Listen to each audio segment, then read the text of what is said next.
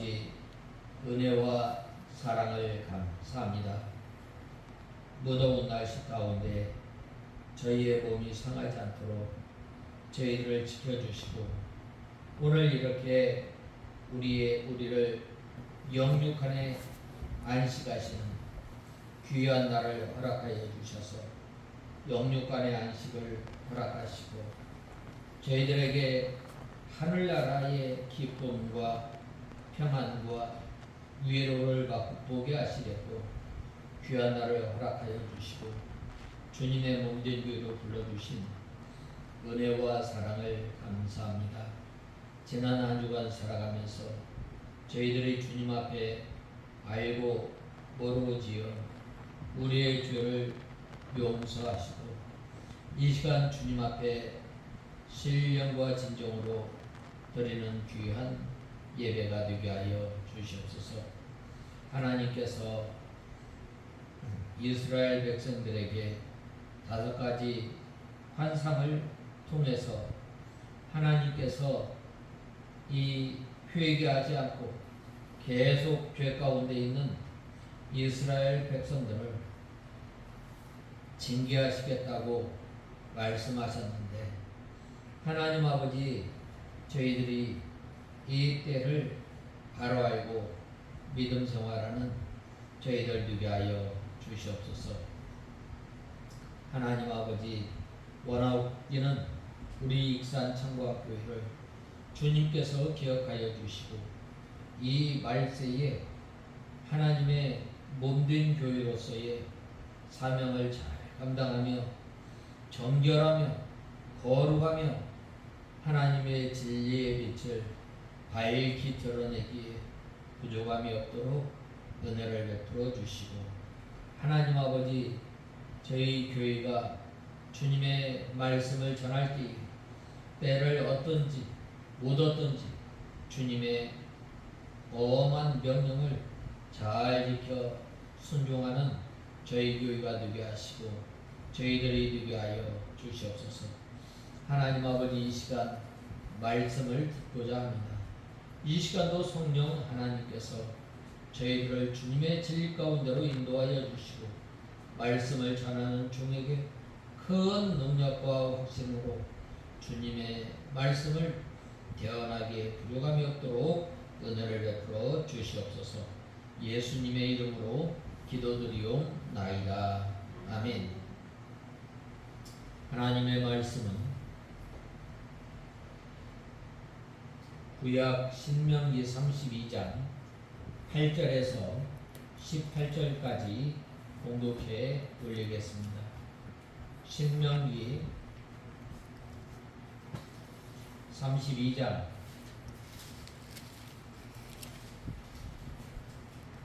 7절에서 18절까지 공독해 올리겠습니다.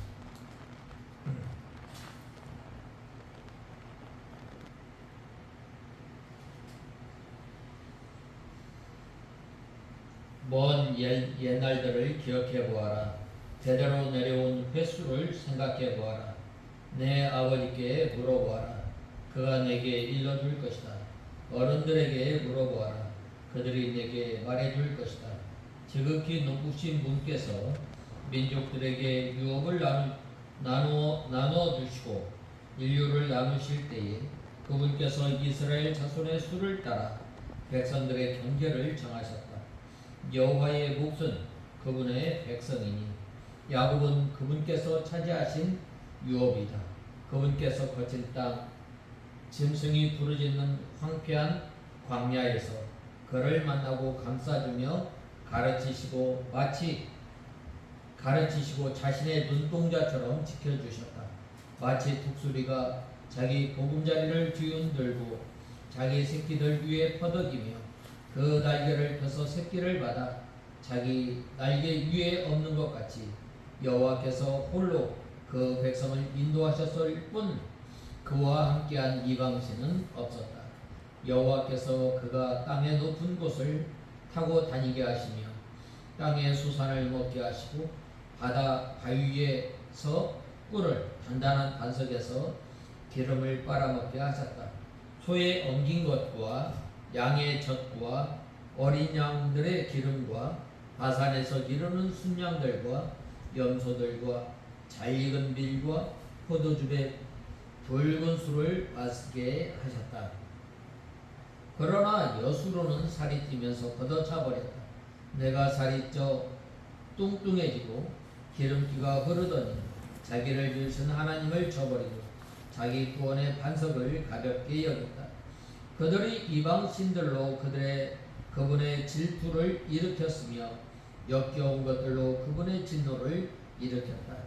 그들이 하나님이 아닌 잡신들에게 제사를 드렸으니 곧 그들이 알지 못했던 신들, 근래에 생겨난 새 신들, 너희 조상들이 두려워하지 않았던 신들이다. 너는 너를 낳은 반석에서 무관심하였고 너를 지으신 하나님을 잊으셨다. 오늘 이 본문 말씀은 하나님의 은혜로 말미암아 이스라엘 백성들이 애굽에서 구원받고 또 하나님의 은혜로 말미암아 은혜와 또 인도하심과 보호하심으로 말미암아 가나안 여정을 끝내고 이제 이 가나안 땅을 앞둔 시점에서 모세는 다시 한번 이스라엘 백성들에게 이 그간 하나님께서 베풀어 주시는 은혜 또 하나님께서 베풀어 주신 그 증거를 노래하고 있습니다. 모세가 온 이스라엘 백성들에게 이 증거의 노래를 끝까지 읽어 드렸다고 말씀하고 있습니다. 여기에서 모세의 증거의 노래는 이스라엘이 장차 하나님을 저버리고 다른 신들을 섬기게 할 것과 그들로 인해서 그들에게 하나님의 진노의 심판이 임하게 될 것이라는 이 경고성 예언입니다. 따라서 그것은 유쾌하지 못한, 그래서 이 백성들이 듣기에 거북할 수도 있는 것이었습니다. 그러나 모세는 이 하나님의 명령을 받고 증거의 노래를 끝까지 읽어 그들로 듣게 하였습니다. 이것은 말씀을 증거하는 사람들의 바른 자세가 무엇인지 잘 가르쳐주고 있습니다. 즉 하나님의 말씀을 증거하는 사람들은 그것을 있는 그대로 온전히 선포해야 합니다. 구약시대의 선지자들이 하나님의 말씀을 받아서 그들이 싫든 좋든 그들이 들어서 즐거워하든 말이든 그들이 듣고 이를 부득부득 알면서 이 듣기 싫어하는 그 말씀인지 그것을 생각하지 않고 하나님의 말씀을 받은 그대로 증거하였던 것입니다. 즉 하나님의 말씀을 증거하는 사람들은 이 말씀을 선포하는 사람이 사람들이 듣기에 좋은 말만 하려고 한다면 그것은 하나님의 말씀을 왜곡하는 것과 같은 것입니다.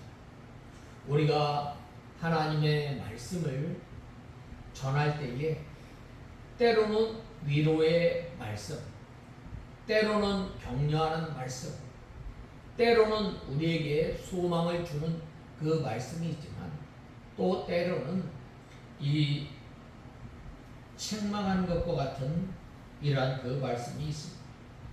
우리는 본문의 모세를 비롯해서 구약의 선지자들이나 신약의 사도들이 하나님의 말씀을 증거하실 때에 사람들이 듣기 좋은 말보다는 악을 행하는 자들에 대한 심판을 경고하는 말을 더 많이 선포하였음을 주목해야 합니다.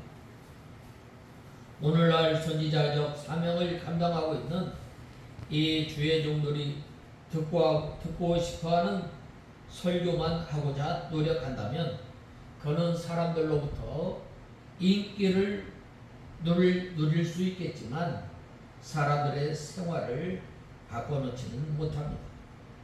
그러한 설교자는 하나님의 참된 이 사자가 아닙니다. 어떤 사람은 가장 훌륭한 설교는 들은 회중이 깊은 생각에 잠기고 심각해지며 혼자 있으려고 서두르게 만드는 것이라 라고 말씀하고 있습니다. 우리 성도들 가운데는 바른 교훈의 귀를 막고 자기의 사역을 만족시키고 또 만족시켜줄 스승을 쫓으려 하는 이들이 적지 않습니다. 아마 오늘날이 그러한 시대가 아닌가 싶습니다. 누구나 위로하고 격려해주고 또 좋은 말 해주기를 참 좋아합니다. 그러나 이 하나님의 말씀은 우리 성도들이 믿음 생활을 어떻게 하며 또 우리가 하나님의 말씀대로 잘 걸어가고 있는지 걸어가고 있지 않는지 점검하게 하는 것입니다. 그들은 회개나 재앙, 심판, 죄의 진노 등과 같은 용어들을 싫어합니다. 언제나 칭찬 듣기를 좋아하고 또 복에 관해 말하기를 기대하고 있습니다. 신약 성경에 때가 이르리니 사람이 바른 교훈을 받지 아니하며 귀가 가려워서 자기 사욕을 쫓을 수송을 많이 듣고 또 그 귀를 진리에서 돌이켜 화타한 이야기를 쫓으리라 라고 디모데후서 4장 3절에서 4절에 말씀하고 있습니다. 바로 오늘날 참 이 하나님의 말씀을 전하는 사람들이 이 타락하게 하는 이 요인, 아무리 좋은 말을 해도 그것은 상한 이 병든 심령을 고칠 수 없는 것입니다. 바로 이 병원은 바로 아픈 사람을 치료하는 것입니다. 이 교인은 이 영혼을 치료하는 것입니다. 썩어 굶어지고 심각하게 됐는데 이 파스만 발라서는 안 됩니다. 따라서 말씀 전하는 사람들이 그들이 원하는 것들의 설교에 초점을 맞춘다면 모두가 멸망의 구렁텅이에 떨어지고 마는 것입니다. 하나님의 말씀을 상황에 맞게 해 또 임의로 가감하는 것은 하나님의 말씀의 권위에 대한 중대한 도전입니다. 그러므로 우리는 이 하나님의 말씀을 있는 그대로 전하는 것은 비단 이 말씀을 전하는 주의 종에게만 해당하는 것이 아니라 믿지 않는 사람들에게 복음을 전하는 사람들에게 또 역시 똑같은 것입니다. 우리 성도들 가운데 이 복음을 전할 때에 흔히 하나님을 믿으면 구원을 받고 복을 누리게 된다고 말합니다. 그러나 그것은 한 말씀의 한 면만 말씀하고 있습니다.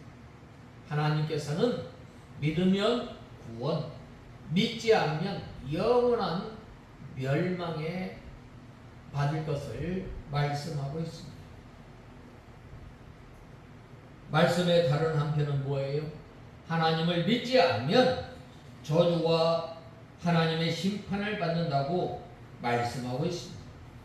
따라서 우리 성도들은 이 사실도 함께 증거해야 합니다. 그래야 그들이 자신들의 잘못을 깨닫고 회개하며 혹 회개하지 않는다 할지라도 하나님의 말씀이 그들의 심판에 대한 증거가 되기 때문입니다.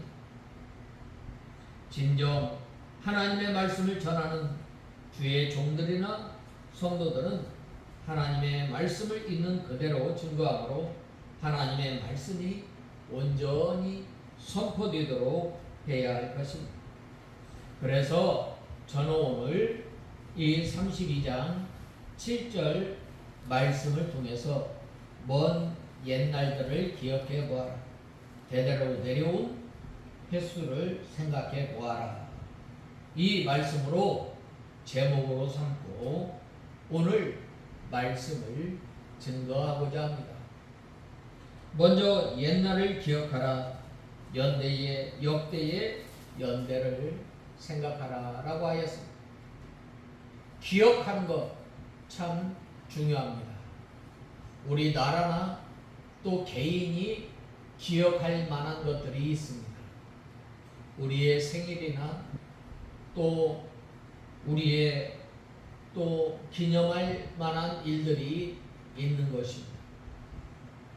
그것을 통해서 바로 우리 자신을 돌아보고 있기 때문입니다. 특별히 이 성경에서는 옛날을 생각하라고 하였습니다. 이 옛날은 어떤 때인가요? 바로 이 이스라엘 백성들이 430년 동안 종살이 하였던 때를 생각해 보라는 것입니다. 하나님께서 이스라엘 백성들을 구원하시려고 이 70명의 이스라엘 백성들을 어디로 옮기셨어요? 바로 이 애국으로 옮기셨어요. 그들은 하나님의 은혜로 말미암아 이 고센 땅에서 참 남부러울 것 없이 살았던 것입니다. 그런데 이 요셉을 알지 못하는 이 새로운 왕이 일어남으로 말미암아 어떻게 됐어요? 그때부터 이스라엘 백성들은 바로 핍박을 당하기 시작하였습니다.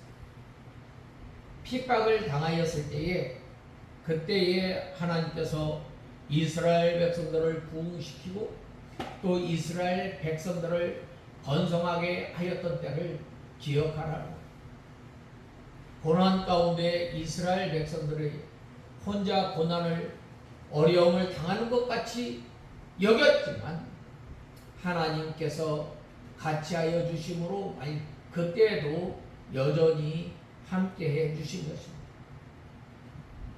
또 옛날을 기억하라 라고 하였는데 어떤 때를 기억해요? 바로 이 고난을 통해서 하나님 앞에 부르짖을 때를 기억하라는 거예요. 하나님께서 이스라엘 백성들을 가만히 보고 계신 것이 아니라 하나님께서 그들의 어려움을 알고 그들이 부르짖는 그 소리를 들으시고 마침내 이 약속을 생각하였더라라고 말씀하고 있습니다. 이스라엘 백성들이 어려움을 당하였을 때 무엇을 생각했어요? 바로 하나님께서 이스라엘 백성들에게 약속하였던 그 가나안 땅을 바라보았던 거예요. 그들이 전에는 이 애굽 땅에서 이 풍부하고 또 좋은 환경 가운데 살았을 때 그것이 최고인 줄 알았지만 이 어려움 가운데 있을 때 무엇을 바라봤어요? 바로 하나님께서 옛날 조상들에게 약속하였던 그 약속을 생각하게 된 것입니다. 또 무엇을 생각해요? 이스라엘 백성들이 그 종살이하였던 때를 늘 생각하라는 것입니다. 또 무엇을 생각해요? 하나님께서 크신 능력으로 애굽 땅에서 건져낸 것을 기억하는 것입니다. 무엇을 기억해요? 심판과 사망의 자리에서 구원받은 그 은혜를 생각하라는 것입니다. 이스라엘 백성들이 구원받은 것, 이스라엘 백성들이 애굽에서 나온 것, 그들의 힘으로 나왔어요. 그들이 이 바로왕과 전쟁을 해서 그 전쟁에서 승리해서 나왔어요? 아니, 그것은 전적인 하나님의 크신 능력으로 말미암아 이스라엘 백성들이 나왔던 거예요.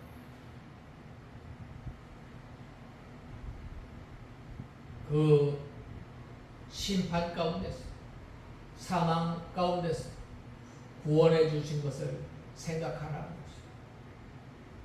또 어떤 때를 이스라엘 백성들이 애굽에서 급히 나온 것을 생각하라는 것입니다. 오늘날도 마찬가지예요. 우리나라가 해방된 것 우리 힘으로 됐어요? 아니에요. 하나님께서 이 선진들의 이 기도를 응답해 주심으로 말미암아 우리나라가 해방됩니다. 이 옛날을 생각하는 것 참으로 중요합니다. 어떤 때 이스라엘 백성들이 종살이하였고, 어떤 때 바로 이 학대로 파멸을 당하였던 때, 또 궁핍과 환난을 당하였던 때, 사망의 음침한 골짜기에 처해 있을 때를 기억하고 하나님께서 어떻게 구원해 주셨으며 지금 어떤 복을 우리에게 허락해 주셨는가 생각해 보라는 것입니다. 신명기에 보면 너희가 들어갈 땅은 바로 이 젖과 꿀이 흐르는 땅이라고 했습니다. 하나님께서 이스라엘 백성들에게 이 가나안 땅을 허락해 주셨을 때 이스라엘 백성들이 자기가 집을 지었어요? 아니었어요. 자기가 농사 지었어요? 아니었어요. 자기가 과수원을 갖고서 그 열매를 따먹었어요? 아니에요. 자기가 그 우물을 봐서 그 물을 마셨어요? 아니에요. 하나님께서 각종 아름다운 것으로 하나님께서 이스라엘 백성들에게 복을 주십니다. 오늘날 우리에게도 하나님께서 이와 같은 복을 주십니다. 우리나라 가만히 한번 생각해 보세요. 우리 역시 우리나라 빼고 우리 역시 가만히 한번 생각해 보세요. 하나님께서 우리를 도와주시지 않냐, 하나님께서 우리를 보호해 주시지 않냐, 우리는 단 한순간도 살 수 없는 연약한 존재임을 알아야 합니다. 참으로 하나님의 은혜에 감사해야 합니다. 특별히 우리가 이 과거의 일을 물어보는 것 참 중요합니다. 요즘 이 락되는 말이야. 꼰대 문화 아주 싫어하는데 우리가 이 교육을 받아야 됩니다. 우리 매번 말씀드리지만 우리나라가 쌀밥 먹은 지 얼마 안 돼요. 40년이 채 안 됩니다. 40년 정도인데 안 되겠고, 과거의 일을 물어보는 어른들과 노인들에게 물어보면 큰 유익이 있습니다. 과거의 일을 듣기 싫어하고 깨닫지 못하는 사람은 망하는 거예요. 과거에 베풀어 주신 그 하나님의 은혜를 생각할 때 얼마나 감사해요. 이스라엘 백성들이, 하나님께서는 이스라엘 백성들을 짐승이 부르짖는 광야 황무지에서 만나주시고 자기 눈동자와 같이 사랑하여 보호하시며 젖과 꿀이 흐르는 땅을 가나안 땅으로 주셨고 그들을 여호와의 분깃으로, 여호와의 것으로, 여호와의 기업으로 삼으셨던 것입니다. 참 감사해요. 이스라엘 백성들이 하나님의 것이며 다른 민족들보다 더 우수한가요? 더 강한가요? 다른 민족들보다 더 인격적으로 좋은가요? 오늘 신약시대에 하나님께서 우리를 하나님의 것으로 삼으셨다. 우리 자신을 가만히 한번 뒤돌아보면 세상 사람들과, 아니 믿지 않는 우리 친척들을 한번 비교해 보면 어떻게 돼요? 믿지 않는 친척들보다 능력이 있어요? 믿지 않는 친척들보다 더 많이 가졌나요? 그렇지 않아. 그런데 하나님께서 나를 하나님의 것으로 삼아주셨다는 거예요. 오늘 본 말씀 7절은 이스라엘 백성들에게 역사 가운데서 교훈을 얻도록 권면하고 있습니다. 옛날이나 역대의 연대를 생각합니다. 부모나 어른들에게 물어서 지식을 얻으라는 것은 역사가 그만큼 중요함을 알기 때문입니다. 어떤 사람은 이 역사는 하나님의 역사와 섭리와 세상 역사가 같이 돌아가는 두 축이다라고 말을 하였습니다. 언제나 이 옛날이나 역대의 연대를 생각합니다. 왜 옛날을 생각해요? 지나갔는데. 우리는 여기에서 이 세상 역사가 역사의 주관자가 되시는, 또 하나님께서 이 역사의 주관자가 되어 주시는데 역사가 가지고 있는 의미의 중요성이 바로 여기에 있는 것입니다. 만일의 역사가 하나님과 무관한 것이라면 우리는 그것을 소중히 여기지 않아도 괜찮겠지만 역사의 중심에는 언제든지 하나님께서 계시므로 그것을 주의 깊게 살펴야만 합니다. 거기에서 우리는 하나님께서 어떻게 일하시는가, 또 우리가 힘써 추구해야 할 인생의 길을 찾을 수 있기 때문입니다. 사도행전 17장 24절에 우주와 그 가운데 있는 만유를 지으신 신께서는 천지의 주제시라고 하였습니다. 여기에서 이 주제라는 이 말 가운데서도 역사도 포함되어 있으므로 우리는 역사를 이해하고 평가함에 있어서 경건하지 못한 사람들과 다른 입장을 취해야 합니다. 우리는 어떤 입장을 가져야 합니다. 이 개혁주의 성경 역사관을 가져야 합니다. 이 개혁주의 성경 역사관은 무엇이냐면 바로 하나님께서 이 세상의 모든 만사를 주장하시고 하나님의 뜻대로 이루어가는 거예요.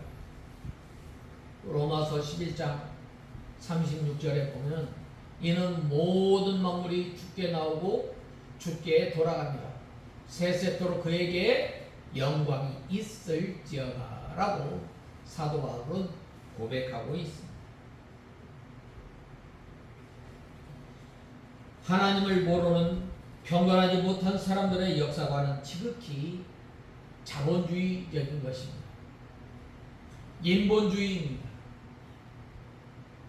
그것은 이 역사를 바르게 볼 수도 없지만 하나님의 섭리를 바로 깨달을 수 없는 것입니다. 이 역사를 통해서 하나님께서 어떻게 섭리하시고 택한 백성들을 어떻게 구원해내시고 하나님의 백성으로 다듬어 가시는가, 그 역할, 그것을 발견하게 되는 것입니다.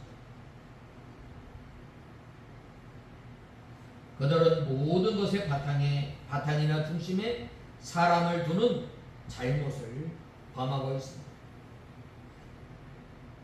그러나 이 역사를 가르쳐 신의 섭리에 대한 새로운 사실이요 계시라고 하였습니다.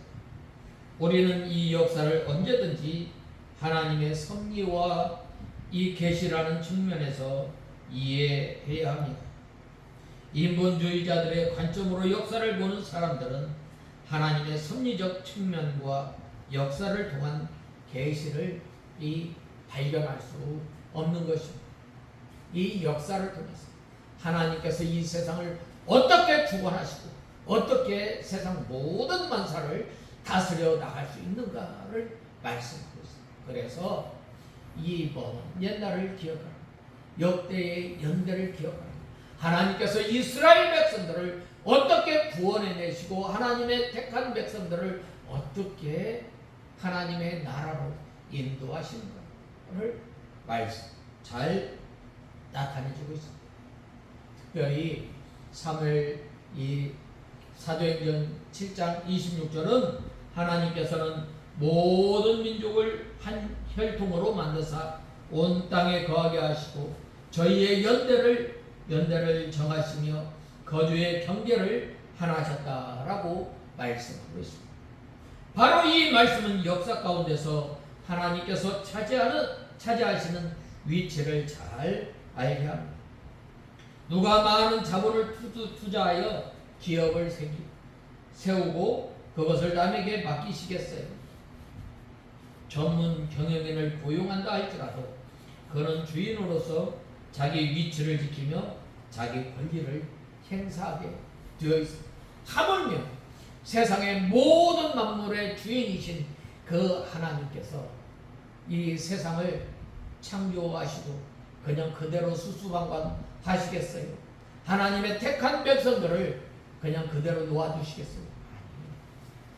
하나님께서는 역사를 통해서 택한 백성들을 훈련하시고 다듬어 가시고 하나님의 온전한 백성으로 만들어가는 것입니다. 이 세상에 하나님의 소유임을 우리는 알아야 합니다. 하나님께서 자신의 소유를 신뢰성 없는 인생에게 맡기시고 관여하지 않으실 수가 있겠어요? 하나님께서는 역사의 한 가운데에 서서 자신의 목적을 이루어 가시는 하나님이십니다.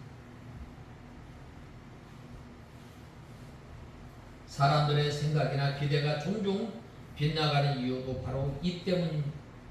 그러므로 우리는 지나간 시대의 일들을 주의 깊게 살펴 하나님의 섭리적 측면을 이해하고 그것이 주는 인생의 교훈을 하나의 계시처럼 받아들임으로 유익하게 사용하는 저와 여러분이 다 되어야 하겠습니다. 8절을 보면 하나님께서 세상 열국의 기업을 주실 때에 그리고 인종을 분정하실 때에 이스라엘 자손의 수요대로 민족들의 경계를 정하셨다라고 말씀하고 있습니다.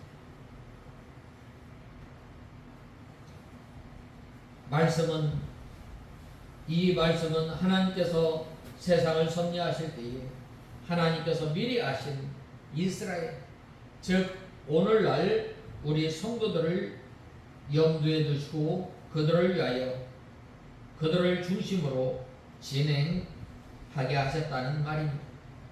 그 같은 사실은 이스라엘의 역사와 세계의 역사를 볼 때 확연하게 드러나고 있습니다. 이 세상적인 눈으로 볼 때 세상의 역사는 힘 있는 자들에 의해 좌우하는 것으로 보입니다. 그러나 실상은 그렇지 않습니다. 세상의 역사는 하나님의 백성을 중심으로 되어왔습니다. 그 대표적인 신뢰를 바벨론과 이 로마의 흥망성쇠를 통해서 찾아볼 수 있습니다. 바벨론은 당대의 강대국이 되어 주변의 모든 나라를 굴복시키고 유다 역시 멸망시켰습니다. 실로 바벨론은 세계 역사에 뚜렷한 발자취를 남긴 나라였다라고 할 수 있습니다. 그러나 실상 범죄한 하나님의 백성들을 징계하기 위한 하나님의 도구의 사용됨에 불과하였습니다. 바벨론은 이스라엘의 징계 기간이 찾아 순식간에 멸망해버리고 말았던 것입니다. 로마의 경우도 마찬가지입니다. 하나님께서 로마로 하여금 당시 패자로 삼으신 것은 하나님께서 로마 사람들을 특별히 사랑하셨기 때문이 아니었습니다. 그것은 로마라는 통일된 이 문명권을 중심으로 하나님의 택한 백성들이 복음을 받아들이기에 최적의 환경을 마련하시고자 하는 하나님의 섭리에 의한 것일 뿐이었습니다.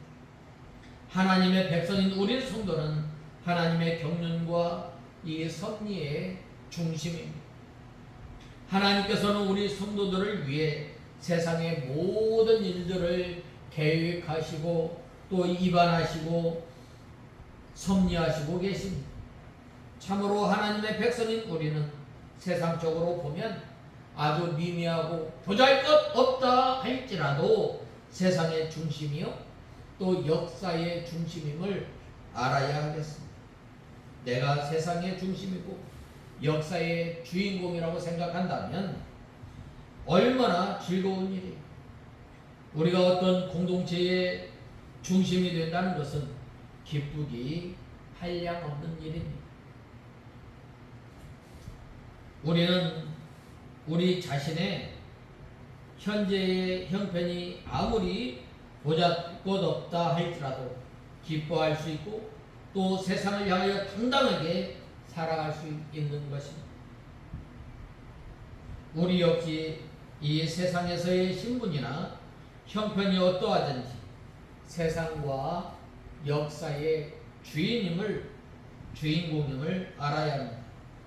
따라서 우리는 이 사실을 확신하고 우리 형편에 어찌하든지 감사와 기쁨, 담대함으로 이 세상을 살아가는 저와 여러분이 다 되어야 하겠습니다. 그 다음에 두 번째로는 이 야곱은 택한 기업이라고 하였습니다. 오늘 본 말씀 9절에서 10절에 보면 여호와의 몫은 그분의 백성이니 야곱은 그분께서 차지하신 유업이다. 그분께서 거친 땅 짐승이 부르짖는 황폐한 광야에서 그를 만나고 감싸주며 가르치시고 자신의 눈동자처럼 지켜주셨다라고 말씀하고 있습니다. 이 야곱은 그의 택한 기업이라고 하였습니다. 이 기업은 바로 자기 것이라는 것입니다. 하나님의 것이라는 말입니다. 이스라엘 백성들은 하나님의 기업이요 분기십니다. 오늘날 예수 그리스도를 믿는 우리 성도들이 하나님의 기업이요 하나님의 분기시요 하나님의 소유입니다. 하나님께서 자기 기업체인 택한 백성들에게 마음이 다 있고 그들에게 눈이 떠나지 아니하고 권고가 떠나지 않으십니다. 얼마나 감사한 일이에요. 하나님께서 우리를 권고하시는데 언제부터 언제까지? 새초부터 새말까지 여호와의 눈이 항상 우리와 함께 하십니다. 여호와의 눈은 어떤 눈이에요? 은혜를 베푸시는 은혜, 이 눈이에요. 우리를 보호하시는 눈이에요. 이 신명기 6장 24절에서 26절 한번 보겠습니다. 신명기 6장 24절에서 26절.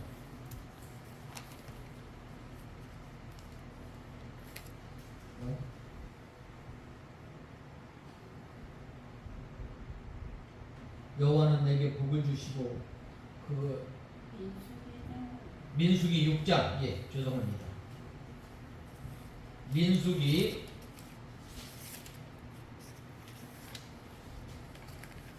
6장 24절에서 27절. 여호와께서 내게 복을 주시고 너를 지키시기를 원하며 여호와께서 그분의 얼굴을 내게 비추시고 내게 은혜를 베푸시기를 원하며 여호와께서 그분의 얼굴을 내게 향하여 드시고 내게 평강 주시기를 원하노라 라고 말씀하고 있습니다. 우리에게 함께 하시는 그 하나님께서 언제 바로 이 사나운 짐승들이 부러지는 그 광야 가운데서 하나님께서 낮에는 구름 기둥으로 밤에는 불 기둥으로 인도하시고 또 해로운 곤충으로부터 또 불뱀과 이 독사가 울불거리는 그 사막 가운데서 하나님의 택한 백성들을 구원해 주십니다. 또 시편 16편 3절에 땅에 있는 성도는 존귀한 자니 나의 모든 즐거움이 그에게 있도다 라고 말씀하고 있습니다. 자기 것 참 애착을 가잖아. 하나님이 우리를 하나님의 것으로 삼으셨습니다. 자기 것 얼마나 참 귀해요.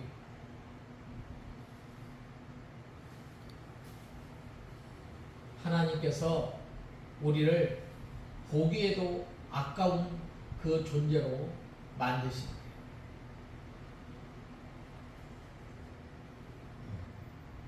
오늘 본말씀 9절은 이스라엘 자손들이 여호와와 가지는 특별한 관계에 대해 말씀하고 있습니다. 그들은 하나님께서 택하신 기업이었습니다. 즉 하나님께서는 많은 민족과 백성들 가운데서 이스라엘 백성들을 선택하사 자기의 소유로 삼으신 것입니다.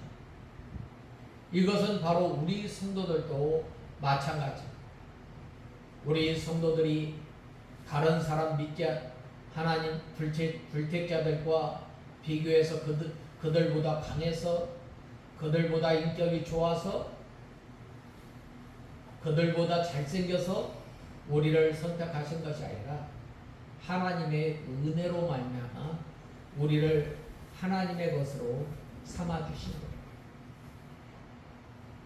얼마나 우리를 사랑하셨어요? 우리를 다른 사람의 생명과 바꾸어서 우리를 살리신 거예요.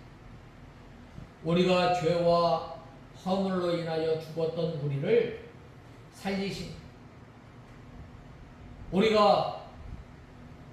우리 영혼이 살고 우리가 예수 그리스도를 믿은 것 우리의 힘으로 우리의 능력으로 된 것이 아닙니다.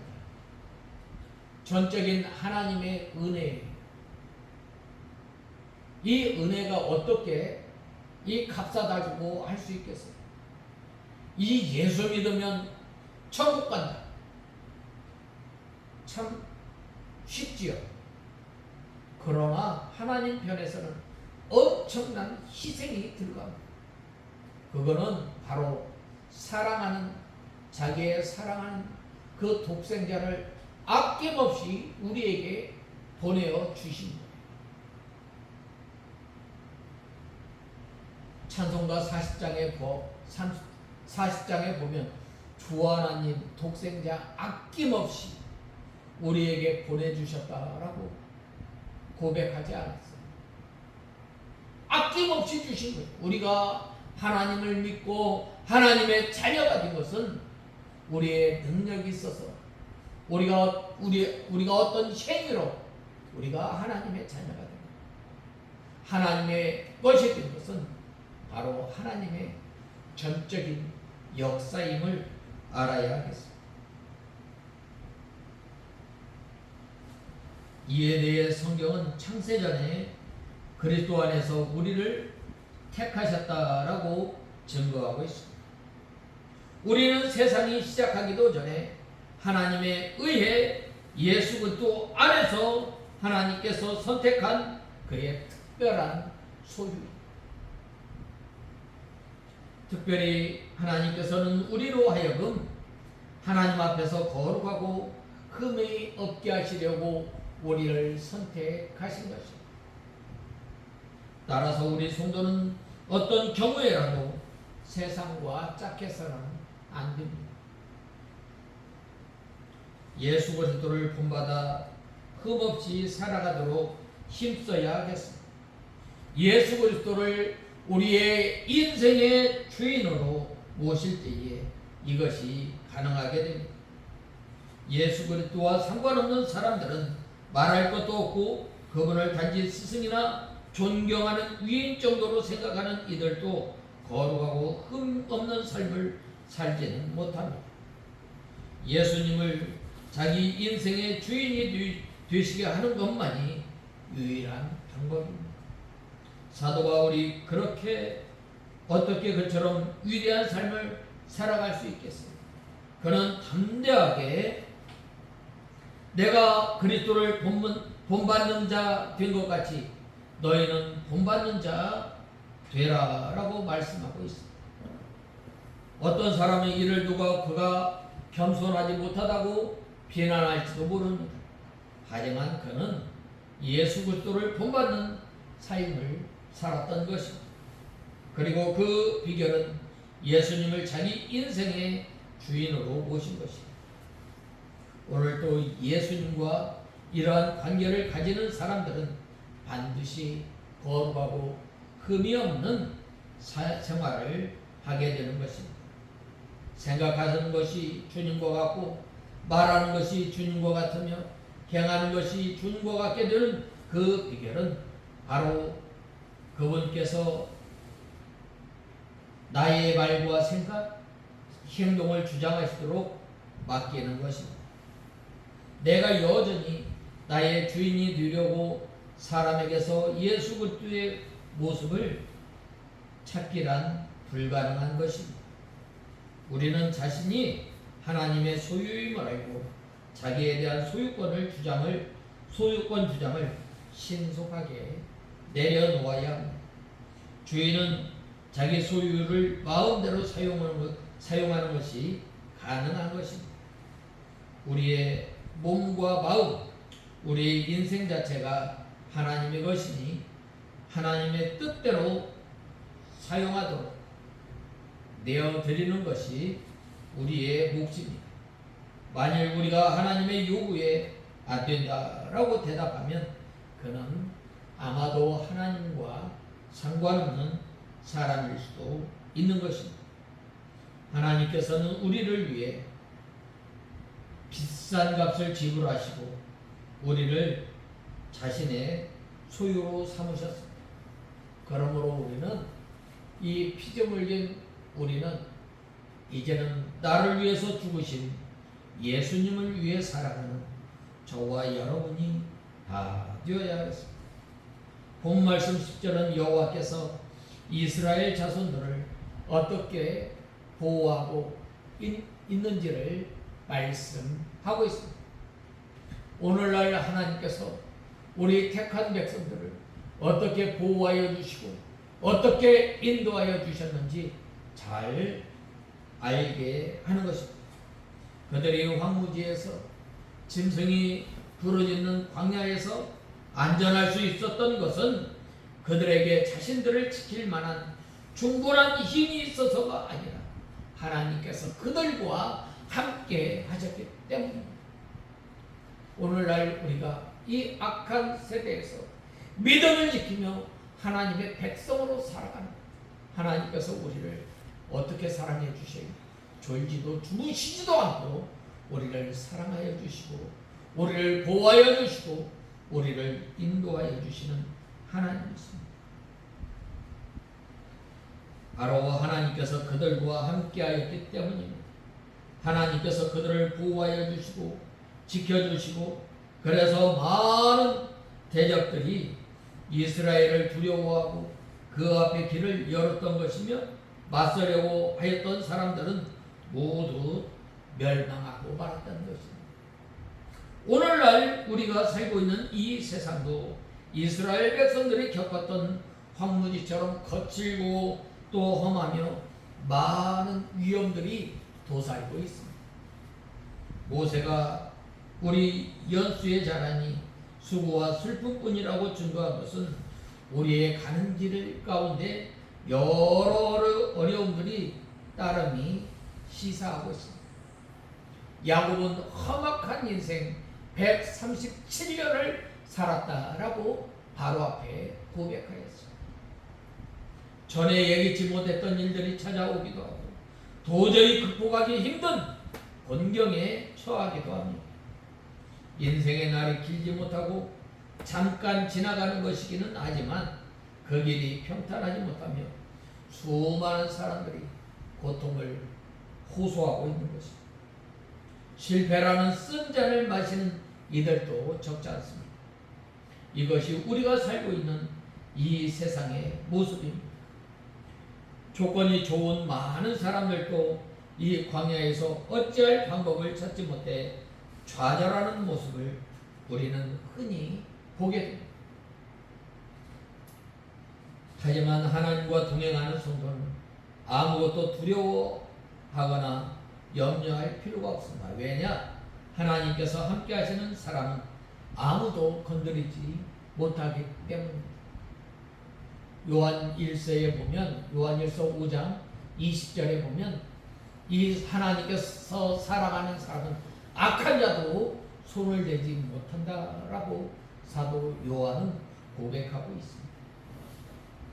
다윗이 내가 사망의 음침한 골짜기로 다닐지라도 해를 두려워하지 않을 것은 주께서 나와 함께 하시니라. 주의 지팡이와 막대기가 나를 안위하시나이다 라고 하였습니다. 하나님께서 이스라엘 백성들을 광야에서 보호하여 주시고 인도하셨을 뿐만 아니라 모세를 통해서 하나님께서 가르치십니다. 또 그들을 어떻게 가르치셨어요? 바로 이 징계를 통해서 가르치십니다.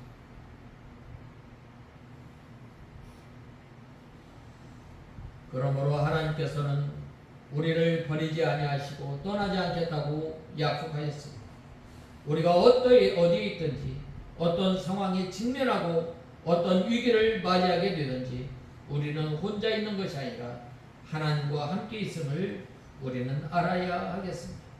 일이 잘 되고 어려움이 없을 때에만 아니라 일이 막히고 심각한 위기 앞에서도 함께하는 사람이 있으면 슬픔이 떨어진다라는 이 격언이 있는데, 우리와 함께 동행하시는 하나님께서 우리의 슬픔과 불행을 제거하여 주실 수 있는 전능자 하나님이십니다.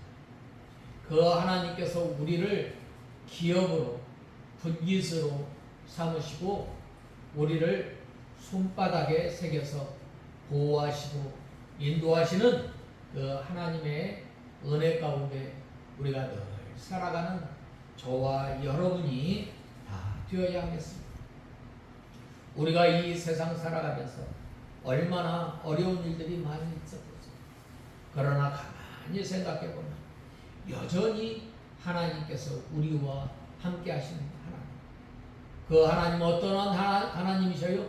내가 사망의 음침한 골짜기로 다닐지라. 우리와 함께 하시는 그 하나님을 의지하며 바라보며 살아가는 저와 여러분이 다 되어야 하겠습니다. 다 같이 기도하겠습니다.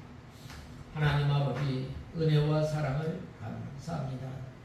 하나님께서 우리에게 먼 옛날을 생각해 보아라, 역대의 연대를 생각해 보라 라고 하였는데, 하나님께서 이 역대의 연대를 생각하며 또 먼 옛날을 기억할 때에 저희들이 하나님께서 베풀어 주신 그 은혜를 생각하며 늘 주님과 동행하는 삶을 살아가는 저희들이 되게 하여 주시옵소서.